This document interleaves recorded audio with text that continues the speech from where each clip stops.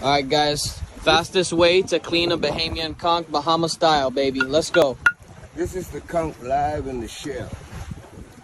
It takes 3 to 5 years to grow this size, and it's born. The conch is born with the shell.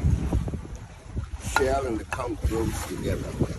But Samson cannot pull it out. To take it out, I will show you where it's connected. Yep, it's got a hammer, loose the shell, and I got my pointed knife.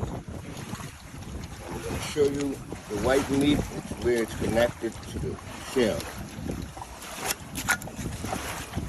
Trick of the trade. Nice. That's the conch. This is his leg that he walks with. This is the bubby. These are the eyes and the mouth. This is a female conch.